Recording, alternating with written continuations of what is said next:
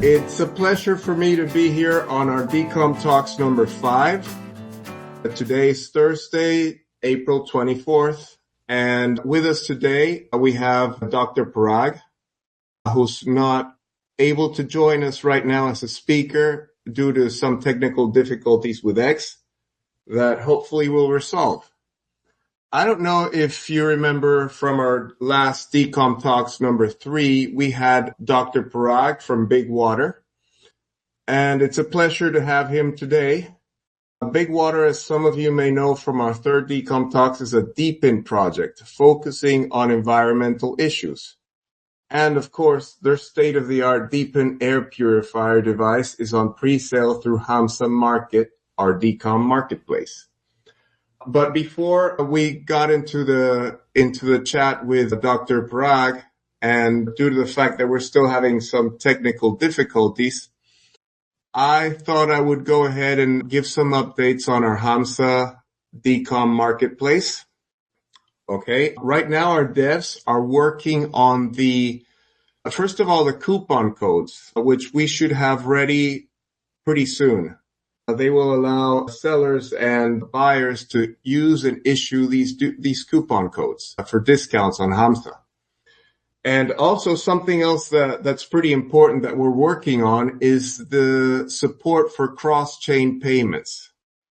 What this means is that you will be able to pay with a different wallet or from a different account than you normally, whereas you would normally use your connected wallet to pay previously. Right now we will enable payments from other wallets, external wallets, such as an exchange, and of course Bitcoin payments, which is something pretty big that we're looking forward to, and other tokens. So this will hopefully make easier the use of the platform, and will remove some of the friction that some people might have when connecting their wallet to the site. Because right now, all you would need is just your wallet to connect to a site, and you wouldn't need to have any funds on it. So that will be a pretty welcome and expected update. Okay, Dr. Parag is with us now, and I don't know, Anne, do we still have issues with getting him as a speaker right now? Hello, Anne? Yes, I'm here. We're trying with a different account. Okay. Well, yeah, in the meantime, we remember from our last talk with BigWater, he was explaining to us what it was all about, what the DePIN project was about. And the BigWater has a device, an air purifier device on sale at Hamza that you can purchase for a discount, which is valid until April 30th. And if you take note, it's worth pointing that out because that offer, that promotion is still ongoing, but it will end pretty soon. So I recommend to people listening if they're interested in this device, to take advantage of this promotion and look up our device, look up the BigWater device through our platform on hamza.market. That is on pre-sale right now. And as I was saying, from the last talk with BigWater, he was explaining to us about the partnership with BigWater and Jinai Jal. Did I pronounce that right? Jana Jal, sorry. Jana Jal is a institution operating in India, and they're a pioneering social enterprise and India's foremost innovator in decentralized water management technology. And they have 12 years experience in delivering large amounts of clean, safe drinking water to communities that don't have any access to that. So by purchasing the device, the air purifier device, you're enabling, as a shopper, as an owner of the device, you're enabling 1,000 liters to these underserved communities, which I think is a pretty interesting value proposition and something. Hi, Jose. Hi, Jose. Sorry. Hi, Dr. Finally. Welcome. Welcome. Finally. Sorry about that, but I couldn't help it. No, it's okay. It's not your fault. It's a bit of a buggy platform, this X. So I was telling our audience about something about your project, Dr. Parag, but would you care to give us any updates on how it's going? Oh, yeah, thank you. First of all, thank you to the entire Hamza team and all the listeners here today, this morning. We really appreciate everyone taking the time to be here. Well, I mean, before I get to the updates, do you think you want to just kind of recap on what BigWater is, or should we just get straight to the updates?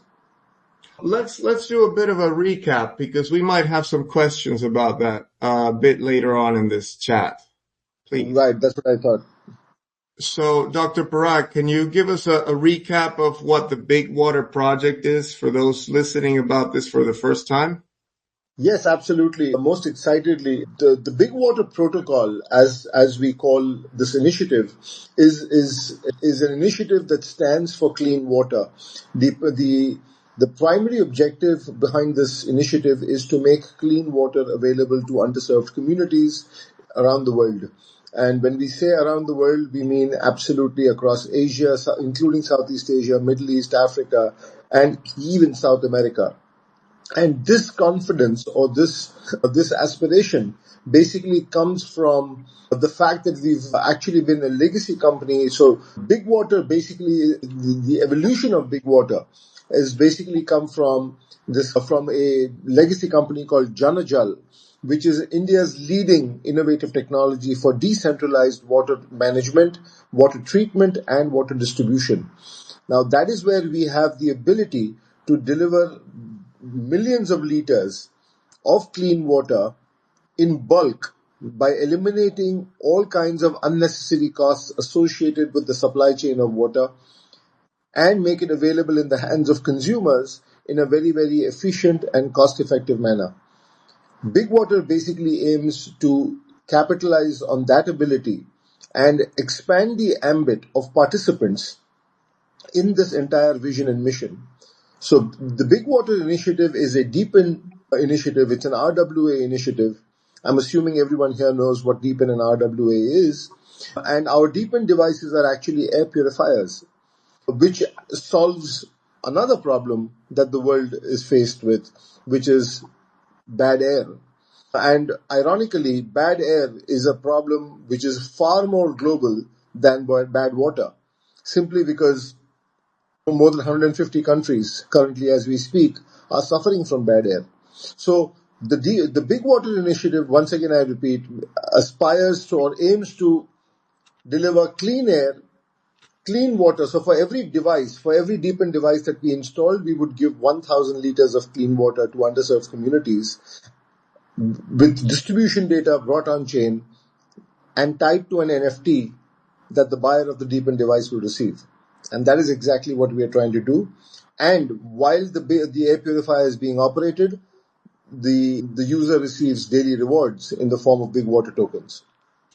Okay, excellent, Dr. Parag. That is clear, but I'm still to understand. Okay, so you say BigWater is stems from a legacy company called Jinal, right? Janajal, yes. Janajal, sorry. And does this legacy company still operate? Is it a separate entity from BigWater? It's a separate entity. There is, completely arm's length. Okay, and how's the partnership between, I mean, how's the business model, so to speak, between BigWater and Jinal? How are people purchasing an air purifier device how do they enable 1,000 liters of water to be delivered to underserved communities? Right. Okay. So that's a good question because a lot of people continue to have that ambiguity persisting in their minds. So what we are doing is, so the DePIN device or the air purifier that BigWater offers costs $180. Now, when you buy this one device, you qualify yourself to receive daily rewards, and you also receive an NFT that is tied to 1,000 liters of clean water. Now, Janajal is the execution arm for BigWater that will go out and deliver this 1,000 liters to underserved communities by bringing the data on chain. So just to give you a little background once more at this stage, Janajal already has 1 billion data points from dispensing over 200 million liters of clean water in the last 12 years. So the capability is already there. The operating model is already in place. The validation and the infrastructure required to deliver large volumes of clean water in a very efficient and optimal manner is already in place. Janajal possesses a patent for its tech platform that delivers. It's called the Uber of water. So when you enable, you're basically the $180 that you've paid for that DePIN device. Out of that, a significant portion is allocated to the clean water distribution. And this NFT that you receive will have verified data of who was the recipient of those 1,000 liters, how many beneficiaries, what was the quality, the quantity, and the date and time that they received this water. So it's verified, it's data backed, there's proof of delivery. Okay, I see. So, okay, that part is clear. I mean, the person operating the air purifier device gets an NFT certifying that they somehow, that they enabled the 1,000 liters of water to be delivered to the communities. But I was under the impression that that was contingent upon the device feeding data to the blockchain. But right now you've just explained that part of the cost of, or part of the purchasing cost of $180 goes to the Jinal initiative to cover some of the costs for that, right? That's right. So the 1,000 liters of clean water is not contingent on operating the device. Your daily rewards are contingent upon operating the device. So if you procure the device and put it up in your storeroom, it's not going to generate the rewards for you. Okay, I see that. We'll get to the part about the rewards a bit later, Dr. Parag, if you don't mind. But there was another question. You're saying that you're enabling 1,000 liters of water to be delivered to underserved communities in Southeast Asia, which of course includes India. But what hurdles is BigWater facing to provide availability of water to communities in other regions such as South America, Africa, and so on? So there are no hurdles as yet, but yes, there are a few hoops that we have to go through, and the main one being collaborating with existing water treatment plants that are already installed and operating there, and then getting them to basically install the IoT controllers and sensors. If they already have them, they can be integrated and interfaced through APIs to the tech platform. If they don't, then they'll have to go out and invest in getting that IoT controllers and sensors installed, so the distribution data, the dispensing data can be brought on chain in a very verified manner. Okay, I see. So BigWater would rely on these sensors and these data collectors to be installed in the water treatment plants, and that includes, of course, wells and all this sort of stuff, a hydro infrastructure, right? Correct. It could be bore wells, it could be water treatment plants, it could be any kind of water source that people can collect to meet their daily household needs and their consumption needs. Does that include rivers? Well, if there is a scientific way that the river water is being treated and then handed over to the communities for consumption, then we would also work with it. But we will not go and directly enable water from rivers to consumers, and then because it's got to come on chain, it's got to be measured, it's got to be data backed.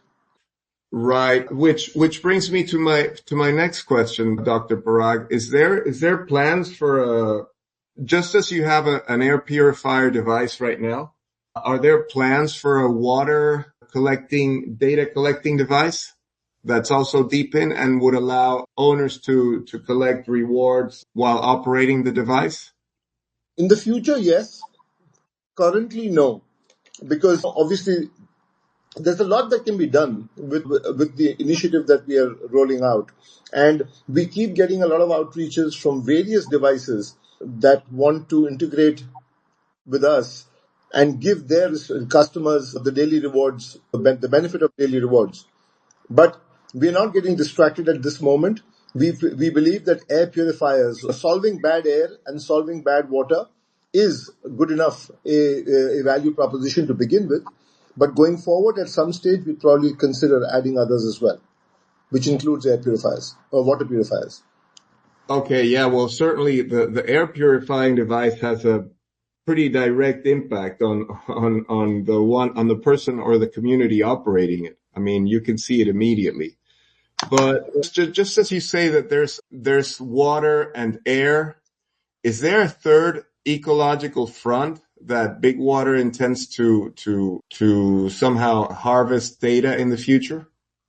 Well, not necessarily an ecological front, but I would say we're in conversation with renewable energy projects. We're in conversation with electric vehicles.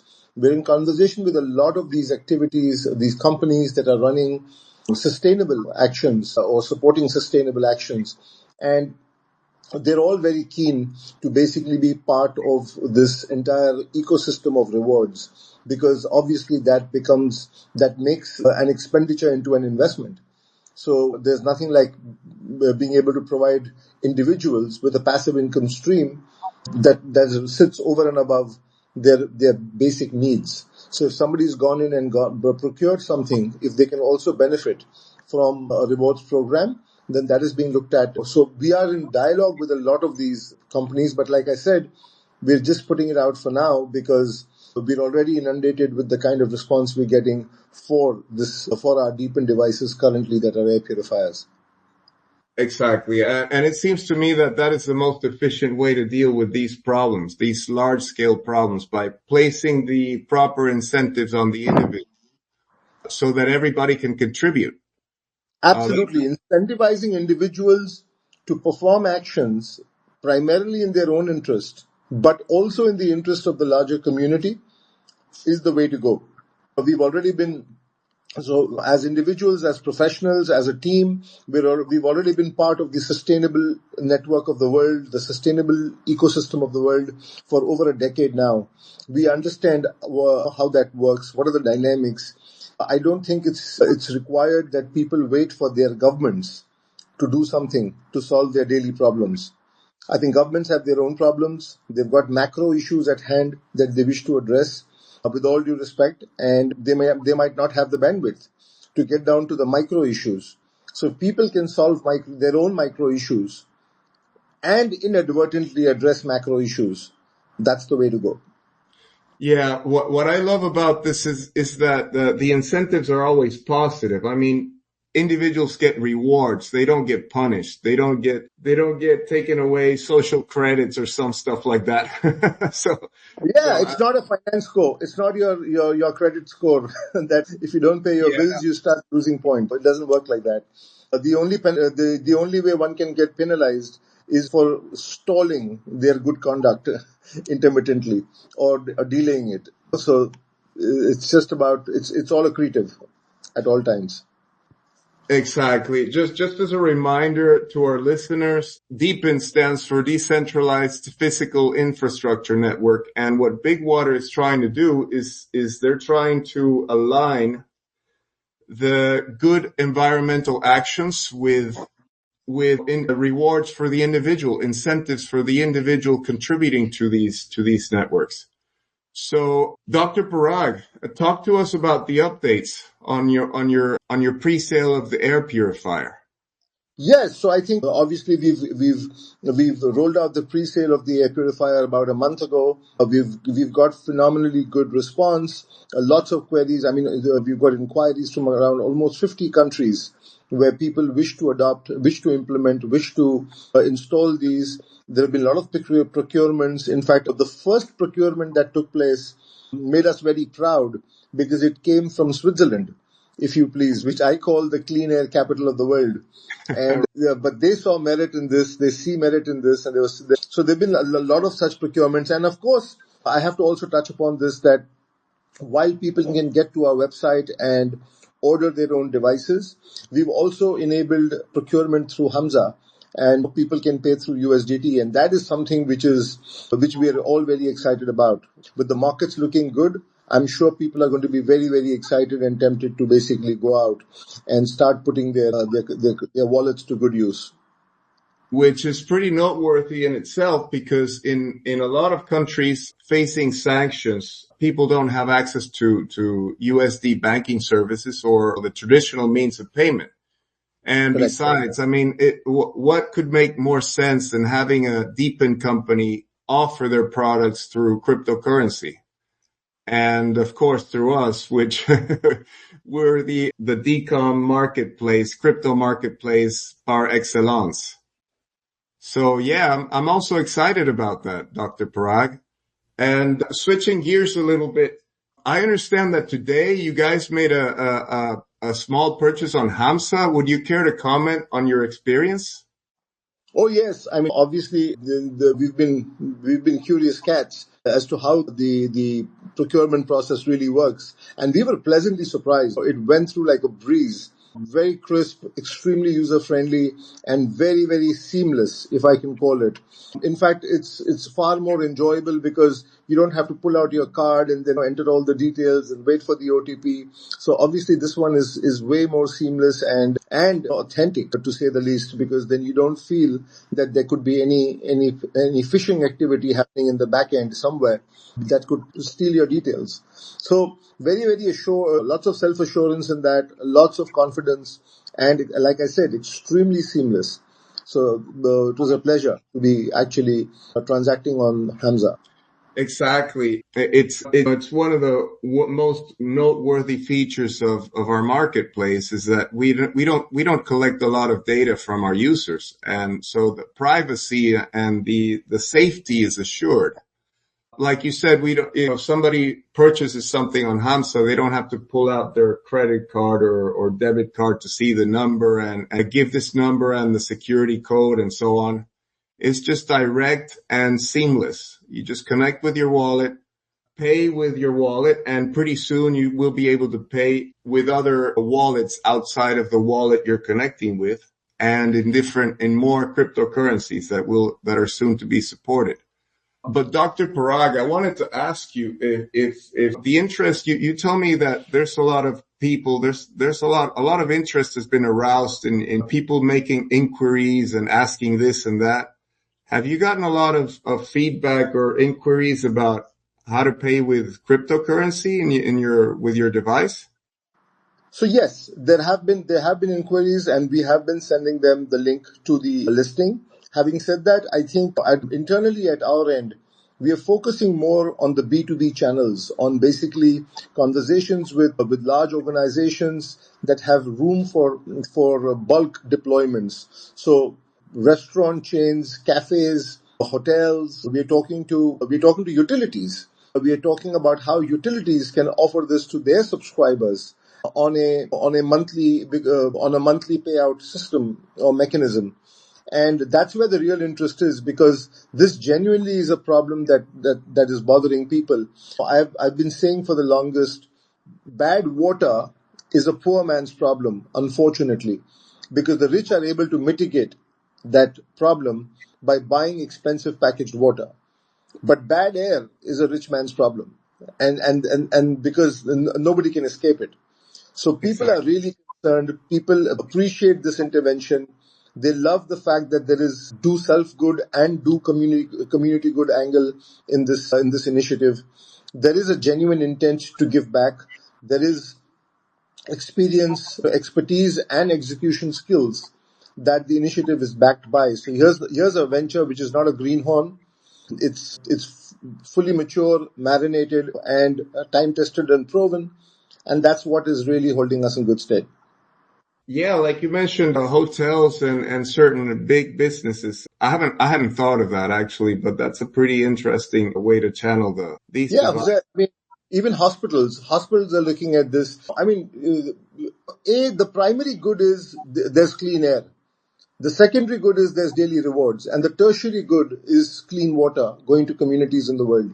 So it's a no-brainer for anybody who bears the intent to on the client servicing side. So especially hospitality businesses or customer interaction businesses, they find this extremely attractive because, like I said a while ago, air were always considered to be an expense.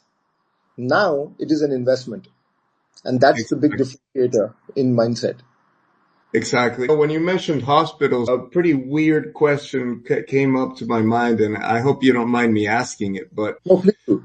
when you have something like COVID or an airborne virus disease, would this device be somehow able to mitigate that, or?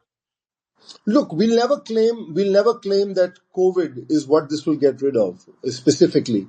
But what we will say is the quantum of respiratory problems that people are facing around the world is basically the fundamental reason is bad air. And there is more and more people getting into nebulizing themselves periodically. There are more and more people who are facing bronchitis issues. There are more and more people going down the asthma route. And then there are, anyways, other issues that especially senior citizens have, so that are being supported by medication. Now, the fundamental point is if you don't give yourself better air, if you don't give your brain better oxygen or improved oxygen, you're never going to allow the medication to kick in its full potential. And that's where this is becoming an extremely valuable intervention, even in homes where there are senior citizens or there are newborn babies or young children. I mean, people want something like this now. I mean, it's the middle-aged category who believe they can brave it out, though they need it as badly as the others. But just to give you an example, just very recently, one of India's top federal ministers made a statement that if you live in Delhi for 3 days, you'll catch on to an infection. And if you live in Delhi over the long term, you lose the last 10 years of your life. As in, Wow. your lifespan is shortened by 10 years. Wow. That is how bad air can be. And people have to understand that you can give yourself the best of nourishment, the best of food, you can give yourself the best of amenities to live off. But if you don't solve your air, then how much of that is really working for you?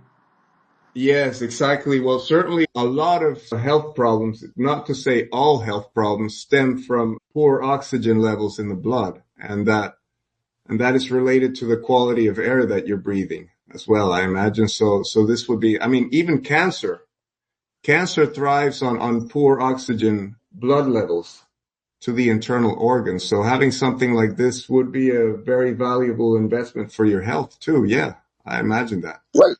Yeah, Jose, air and water. I mean, we're all made up of 65% water, and we cannot live without air. So I think in both cases, these are life. And so anything else, any other issue is only a far second as compared to these two. But besides this very direct and evident incentive, can you talk to us a little bit about, so when people operate these devices, they earn, what do you call those, bond points, boon points? Yes, so in India they're being called boond points. Boond in India means drop, but Okay. otherwise they're basically tokens. So they're called boond points, but they're actually tokens. So you receive these tokens to your wallet, and you could take them to a redemption platform, or you can go to the exchange and you can basically swap it for USDT, or you can basically go out and trade it on an exchange and monetize it. So all those options are being given. Obviously, the good news is as the value of the token holds up or rises or fluctuates for that matter, it can also go down, but so do the value of your rewards. Therefore, there is always an incentive to stake your tokens, to keep them in your wallet, hold them in your wallet, not be in a hurry to redeem them. Because over a period of time, as we expand our operating footprint, as we expand the initiative, we are very bullish on the prospects of the token, and that will basically mean better yield for the rewards that people have received. Okay, and are you able to exchange these tokens, or, I mean, have they been launched to their mainnet already? Not yet. So we are waiting to do so in the next couple of months. We've got a lot of things going on the back end. I think our smart contracts will be coming through in a day or two, and then we'll be basically, so we are preparing for that. We do understand, and we have been advised and told that so the sooner we list our token, the that's when the entire rewards program will come real in terms of people's confidence in the value of the tokens or the rewards that they receive. So we are working on that, and very soon that information will be out. Exactly. Hopefully, and that's a pretty big update. I wasn't aware of that. How far advanced was the tokenomics for your DePIN project? Dr. Parag, have you faced any hurdles delivering or contracting these devices for countries like USA or with all the tariff talk and all the uncertainty regarding that topic? Well, no. I think as much as the tariffs have given the world a scare, I personally strongly believe that it's not going to be easy to implement them. They're already on a 90-day pause, which kicked in 15 days ago. Likely that this pause may continue. Because I mean, nobody is going to cut their nose to spite their face. So it's very obvious that the one community that's going to get penalized the most are the American citizens, who will end up paying a lot more for the same things that they were getting previously. So it's one thing to want to do something which we appreciate, we understand where that is coming from, but I don't think it's going to be so easy to really to kind of impose a whole new world order upon all the countries in the world doing business with the US. So yes, one of our biggest conversations as we speak, obviously it's not the right time to drop names, but is with a very big utility that is talking about at least deploying 100,000 devices into their subscriber network across the US. So, but the conversations continue. I think people continue to look forwards while keeping an eye on other developments. But we are very, very confident that things will remain sane for all practical purposes. Yes, hopefully sanity will prevail because, like you said, this situation is not sustainable in the long or midterm. And it's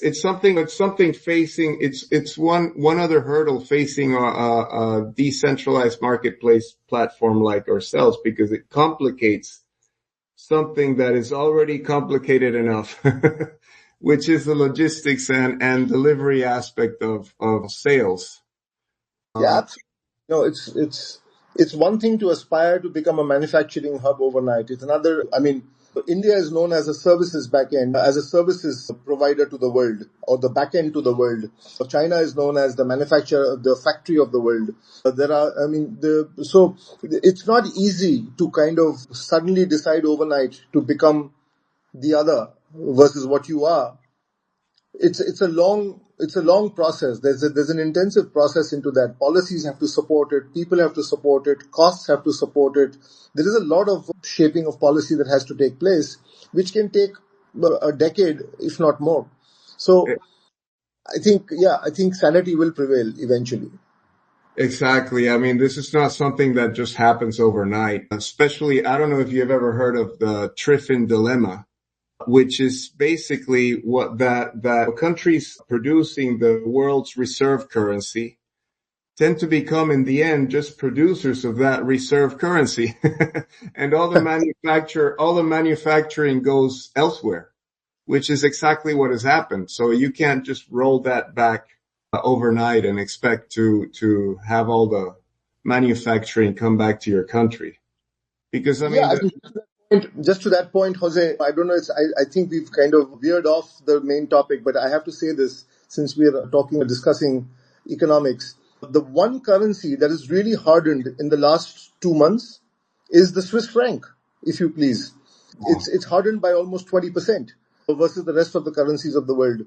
And no surprise. I mean, the biggest business model the Swiss have is keeping money of the world. And there is more demand for that currency now because people are moving their funds there, and that's causing their currency value to go up. that tells me that Bitcoin will also go that way as well as gold. Of course, gold is currently facing a serious revaluation. And yeah, Exactly. I think it, alternate investment categories or alternate investment options, alternatives are really now becoming mainstream. And you're right. I agree with you that Bitcoin is going to lead the charge. Look at it, 94,000 plus. I mean, even then, there's people are not so excited yet. In the sense, it's really going to be surging ahead more than people can ever imagine. And with it will the prospects of all other initiatives that have a tangible business model or a real world use case to it. That's where we are very confident and very optimistic about the prospects of DePIN initiatives, and especially if there is a contribution to human life. And that's what BigWater is poised to do. Exactly. And going back on topic, Dr. Parag, and also speaking about monetary systems, have you guys tried approaching countries like Russia and maybe Venezuela and others, Iran, I believe, which are currently facing sanctions and have no access to US dollars, but could definitely profit from or could definitely be able to buy your device through Hamza, which uses as a currency? Yeah, so I mean, we have our logistics and our supply chain, our shipping already set up for all these countries. We have not made any specific direct efforts into these, but the one country we're getting tremendous traction in and from is Nigeria. And we felt pleasantly surprised, and they're very keen on something like this. There are lots of engagement right now. We hope to be signing off several agreements with companies there for large-scale deployment who wish to further deploy through individuals and into households. Foundations are taking a lot of interest. Charitable foundations are hugely interested in this model. So we are working with a foundation for Cambodia that wishes to deploy this in 25,000 homes in the villages that they're operating in. And they say that what we'd like to do is share the rewards. So the foundation will get donors to invest in these devices, deploy them into households, and then share the rewards between the beneficiary households, between the foundation and the donor. So and that's a great angle as I see it, because it now makes CSR circular. It now allows people to basically get back their capital and redeploy the capital for new initiatives and for more work. So yeah, it's going to be pretty exciting as we see it going forward. Yes, that's pretty exciting. And I imagine that will also drive up the demand for the bone token, right? It will be much more palatable and much more attractive to people worldwide if so many people begin using it and earning That's right. rewards in it. That's right. So it is an incremental process. It is a process by itself. But I think at some point in time, it will just stand at that point of inflection, or at that hockey stick moment where suddenly things will start to crank up significantly. Dr. Parag, and how did you get involved? I mean, Jal Jal has been an institution, a legacy company, as you said, focusing on delivering water in a sustainable manner. And how did you get involved with DePIN and Web3 stuff? How did that come about? Well, it wasn't a flash in the pan thought. I've been working on this personally for 3 years now, trying to basically identify any synergies. I mean, there's always been a huge bent of mind towards technology and adoption of technology. I've been known as a technology evangelist for the last 30 years now. Back in 1994, I introduced a technology in India called email, if you please. And those were dial-up connections. We used to go sell connections in pairs, because people didn't know who to send a mail to, because nobody had modems. And so we used to sell modems and email connections. So since then, it's been like a journey rich in technology. And so coming to the last 3 years, the Web3 was I live in the UAE, in Dubai.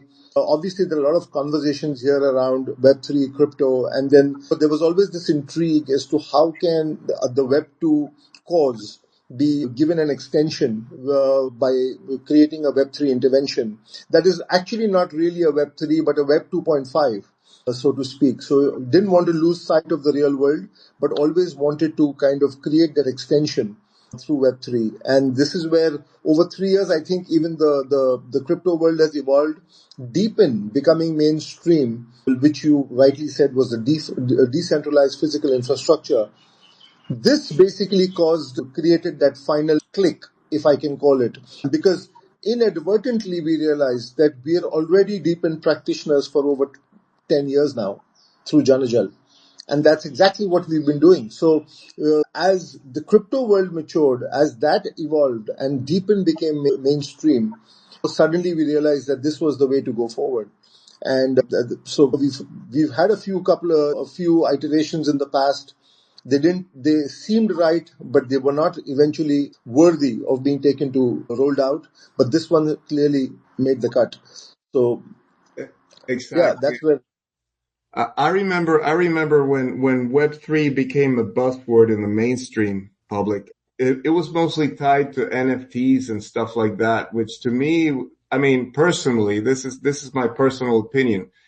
It seemed like something so frivolous, so I don't know how to put it kindly, but I mean, it didn't seem to have any real world use to me. And even then I was pretty critical of, oh, Web3 is just a buzzword and stuff. But we're talking about real world utility here. We're talking about aligning incentives to work on big problems, such as in your case, BigWater. I mean, you're aligning incentives in the Web3 world with environmental issues.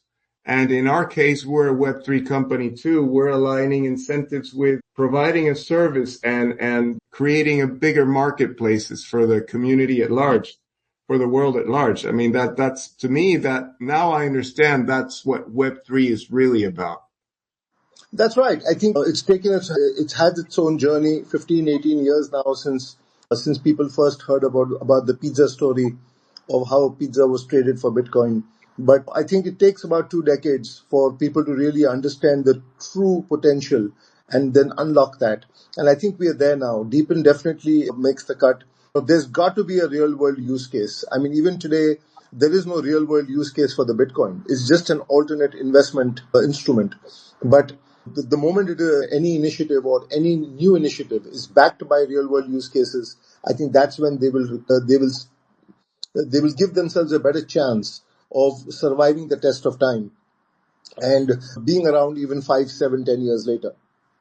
Yes, but allow me to respectfully defer from what you said about Bitcoin not having any real world use cases. It does in countries where you can't transact in dollars or any world currency. So that I mean that's And that's great, definitely. right? I mean, but the adoption, I mean, of course, it's selective. It is still restricted to only those countries, but it'll evolve, and that is exactly the point I'm making. That once it becomes more and more universal, the things will happen, and that's where we are headed. Exactly. And how do you see the Indian government headed in that direction in their crypto policy? Because I remember reading in an article about the BigWater air purifier device that it mentions all about the boon points, but it's kind of like a taboo in India to directly refer to crypto tokens, and that is, do you see that as changing in the near future? We hope it will change. I think the Indian government has taken a funny position here, where they say that look, we are not approving or endorsing cryptocurrencies. But if you make profits from trading in cryptocurrencies, you're liable to pay tax. So, Okay. yeah, to me, I don't understand that position. But having said that, we are not trying to do that. They will, I think, for the longest, I think, as global adoption goes up, they will try and toe the line, and they will fall in line. It might take more time, but that said, we understand obviously they want to keep everything on the regulatory side and keep money and minting of money in people's hands. They want to keep a tight vigil on that, keep control on that through the central bank. Obviously, this circumvents all of that. And that can be a little unnerving if you're trying to manage 1.4 billion people. So credit to them for their apprehensions. But having said that, it's a matter of time, is how I see it. Yes, to me it seems inevitable. I mean, governments will eventually have to give in to that because it's unstoppable. It's, Yeah, I mean, yeah, I if you mean, don't change, then you will change. I mean, you will see you will see the change anyways. So if the times are changing, if they will need to fall in line to stay relevant. Otherwise, I mean, there are this half of UAE is full of Indians, and half of those Indians are in Web3 and cryptocurrencies. What they've got to understand is those who will adopt it will do so irrespective of whether India allows it or not, because Dr. you know they, Parag, we're nearing the end of our segment here. Yeah. Do you have any announcements, any exciting upcoming announcements for BigWater and the air purifier? Yes, we have a few. We have a few, but I'm not going to try and jinx it by speaking too early. But Okay. the one thing I can assure everyone here is that there are going to be some big, significant announcements. We are working extremely hard to, like I said, on our B2B channels at the moment. There are individual procurements taking place. Definitely encourage everyone to come on board, get onto the website and get onto Hamza, procure their device or their set of devices. I mean, look, it's not one per home, it's one per room. So if you have a big home, you need 5, 6, maybe 10 devices. And so it's time to think about it like that. Besides other things, just get it in the welfare of your family. One way or the other, there is a direct benefit. What you're paying for is what you're already getting. What you will get is gravy. It's a silver lining, which will also come through. That's my submission here, and would love to come back very soon and give some real strong updates that are already executed upon and cast in stone.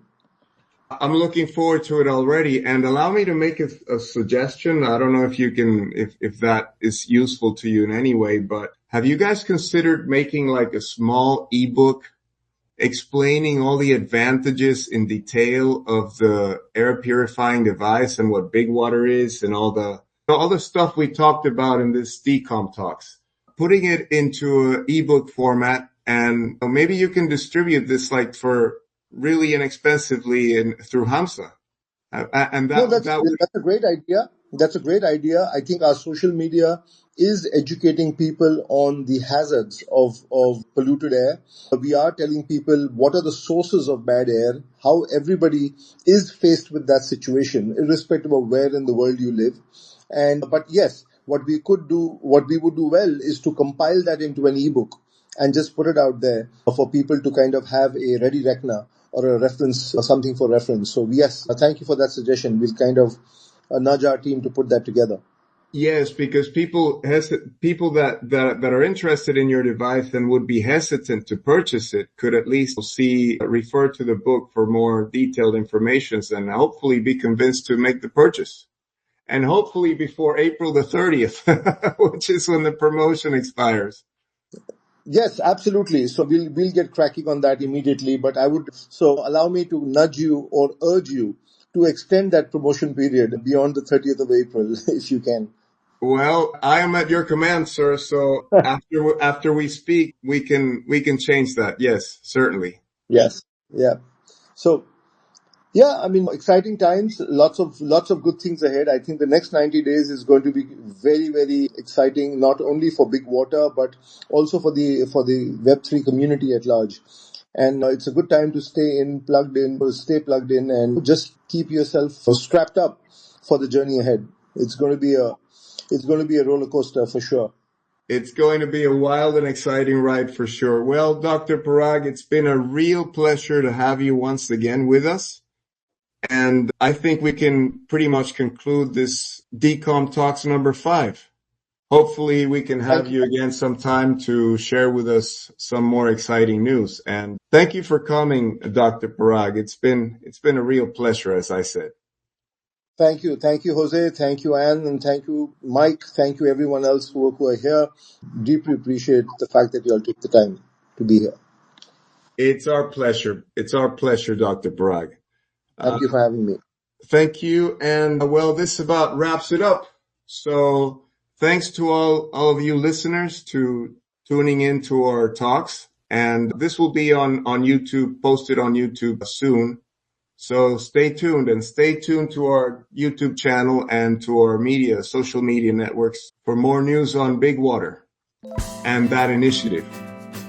So thanks for coming. Thanks for listening, and good day, good night, good evening, wherever in the world you find yourself. This is Jose from Customer Support signing off. Bye-bye. Thank you. Bye.